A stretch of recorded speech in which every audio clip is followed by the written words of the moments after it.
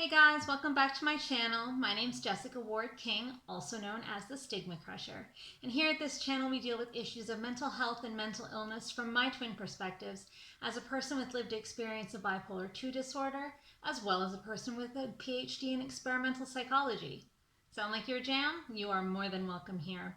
Please remember to hit that subscribe button, and if you'd like to be notified each and every week when I post, hit that notifications bell as well.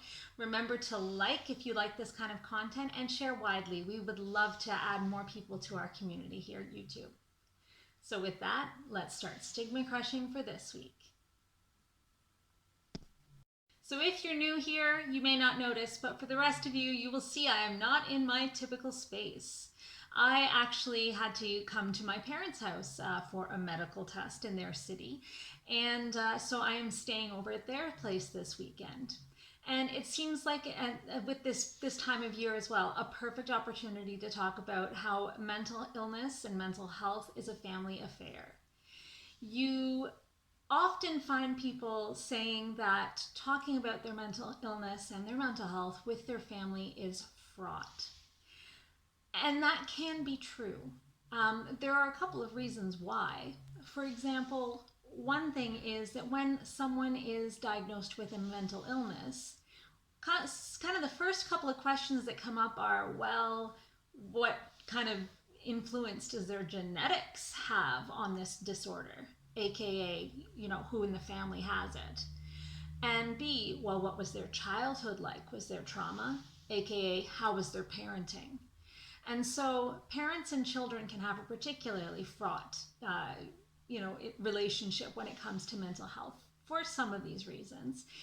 I had that. I blamed my parents for maybe not getting me help soon enough when I was younger until I became a mother and found that there's a lot of blame and a lot of self-doubt and fear and shame, which of course is just stigma around mental illnesses and how the parents can contribute to the illness of the child.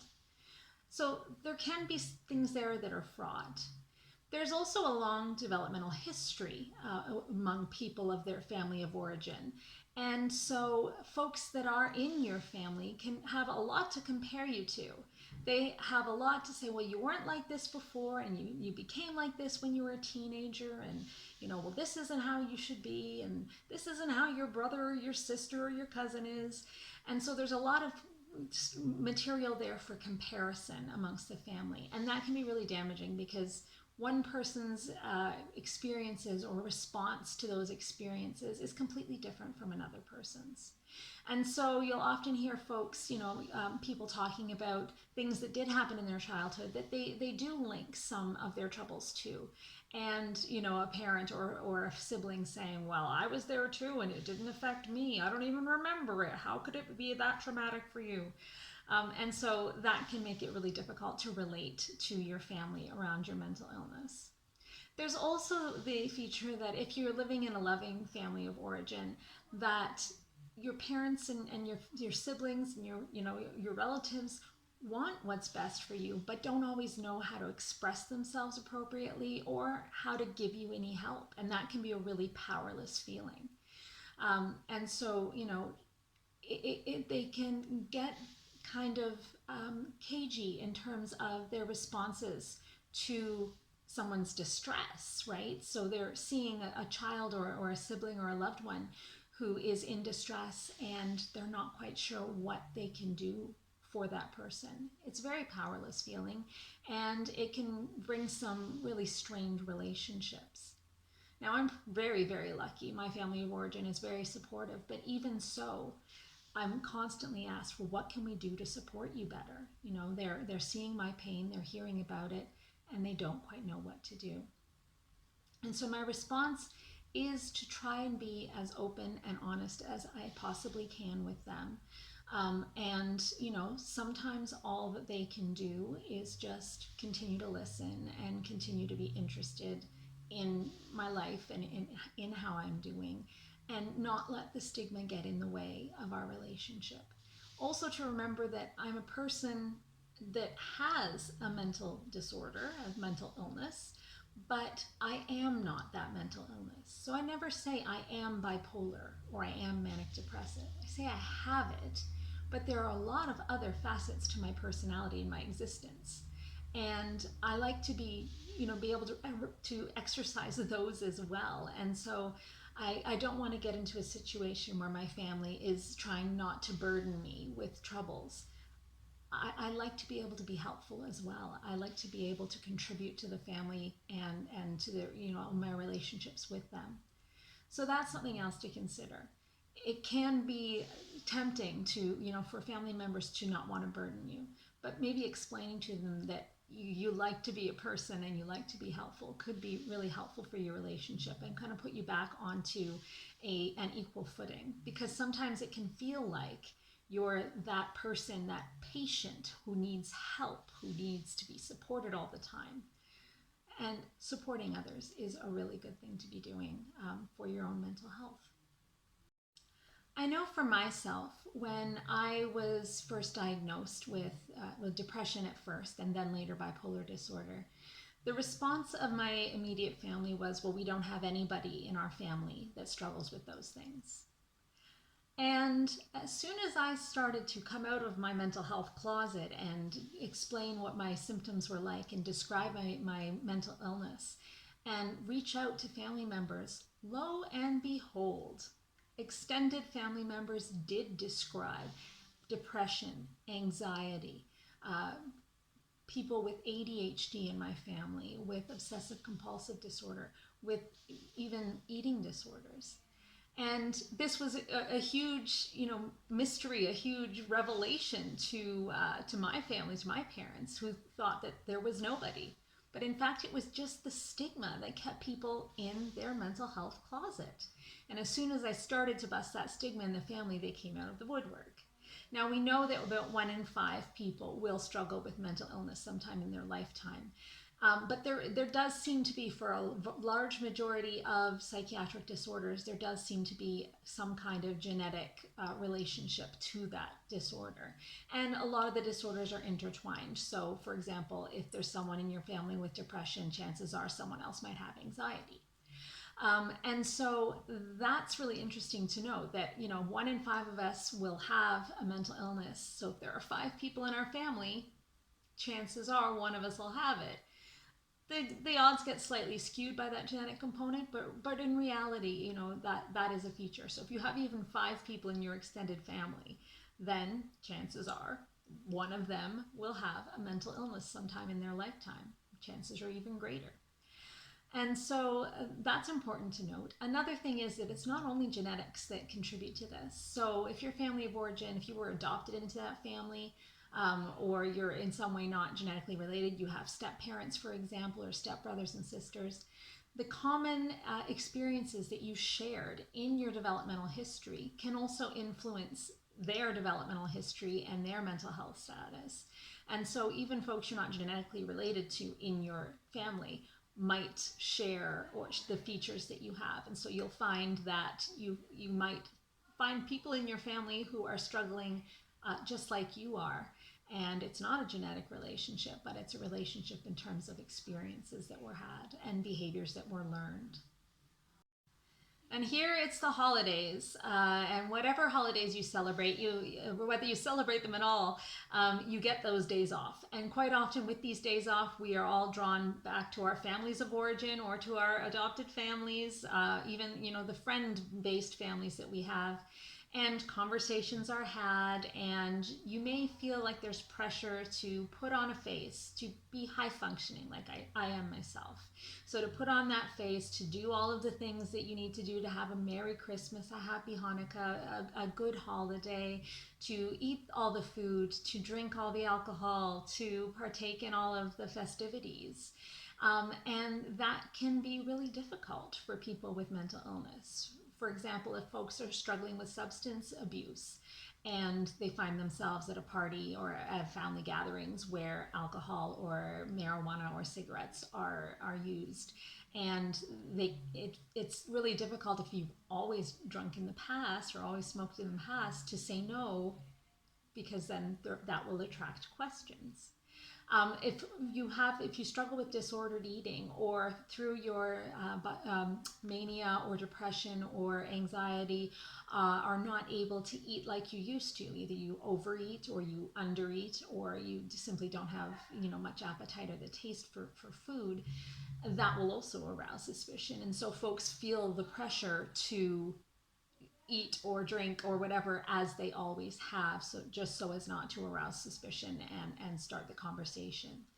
Folks also, you don't want to bring everyone down at the holiday time. The Blue Christmas phenomenon is a phenomenon, however, because a lot of people that have had really difficult developmental histories, or that have struggled for a while with mental illness, they may not feel comfortable going to their family of origin. They may not be welcome there. They may have had very difficult situations where their family of origin is no longer accessible to them, either through death or through some other reason that they can't be there.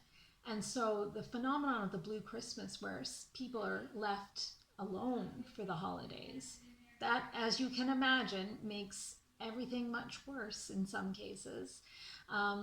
Just that feeling of loneliness or that feeling of isolation, whether you would rather be with your family or not, that feeling of isolation can really contribute to the worsening of mental health and mental illness over the holidays. But the holidays also bring with them a change in routine. You're no longer sleeping the way you did, the way you normally do. You're not maybe sleeping in your bed. Perhaps you're staying over with relatives. Perhaps you're flying over time zones. And we know that here in the Northern Hemisphere, at least, that it's the darkest time of year. And so all of these things can contribute to a worsening of symptoms and mental illnesses. And they can contribute as well just to poor mental health.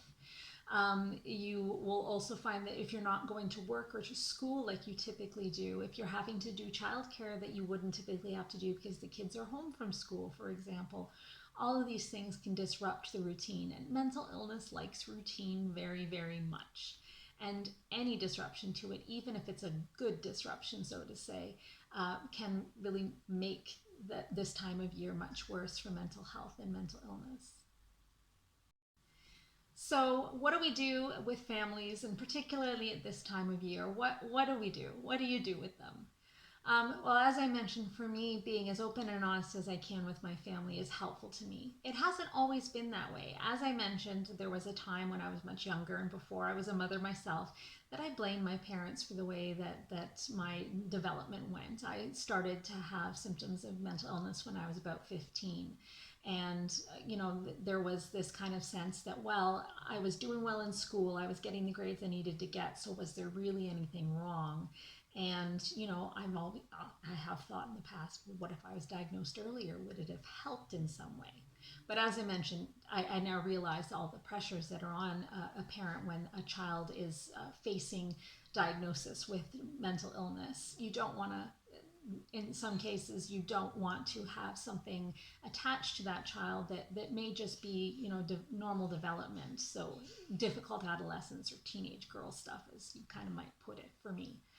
And so it hasn't always been easy for me, but I'm getting into a place where I'm able to express myself in a way that my parents and my siblings can understand what I'm going through to the extent possible, right? I'm trying very hard not to put on the face and, be a perfect replica of what I could be if I didn't have mental illness, but to be more authentic with them and with myself, because it's difficult to ask them to understand if I'm presenting to them as completely well. So trying to let the perfectly manicured face drop and let them see really what's really going on is really helpful. I also find that it is worthwhile to do some stigma crushing at family events and to talk about mental health and mental illness, to talk about, our various kids and how they're doing, and if there's maybe any interrelation. So I know that some of my family members do struggle, and it's good to have those conversations when we're all together, so that people can see that they're not alone, and so that people can share their experiences. And I've become much closer to a lot of my relatives because of this sharing. And I guess finally for this discussion, it is important to note that caring for people with mental illness or mental health issues can and should be a family affair. It is much easier on your kind of primary caregiver, so in my case, my wife, if she has support from within the family, support for driving to appointments, for example, or just someone else that I can talk to that can listen so that she can take the time she needs for self-care and get the support that she needs. I think that even at this time of year, it's important to remember that, you're not ruining the holidays by being your authentic self. The way that you're experiencing the holidays should be something that people can appreciate and can begin to understand. And if you can take that opportunity to also be a real person to them, not just a person with mental illness, but a whole person that can take on some of the family dramas that happen at Christmas time or at holiday time. That can be really helpful for you as well, for me for sure. Just to be that well-rounded person that can also contribute to relationships, that doesn't only suck on the energy of others, but can also contribute and help out. So I hope that this reflection has been useful for some of you as you go into the holidays and as you go into speaking with your families and interacting with your families. I do hope you are able to enjoy some of the things that family brings as well. It's not all doom and gloom with families. At least it's not always. It can be. There are folks with really difficult situations, and I recognize that. It's not for everyone all the time to be very open about your struggles. Sometimes it's self-preservation to not be, and to keep the face on. And that's okay too. You need to do what you need to do to keep yourself as well as you possibly can, but also to get the support that you need. So I would encourage you, even if it's with the family you choose, aka friends and loved ones that maybe it's not your family of origin, that's okay too. You can get support in a lot of places. And finally, I guess if you are experiencing a blue Christmas this year, remember that there are places that you can go to for support. So there's of course crisis lines in your area that you could call if you're feeling really isolated.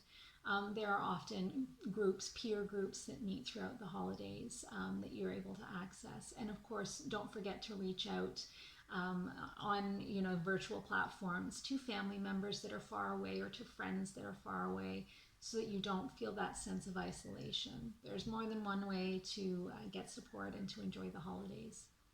So I will see you with a video next week. This isn't my goodbye for the holidays, but please do comment down below if you have any questions about how I deal with my family, or you want to contribute how you deal with yours. I would really appreciate hearing about that, because I'm sure that I'm not doing it perfectly, and we all have lots to learn. So do comment down below, and with that, I will see you next week. Take care.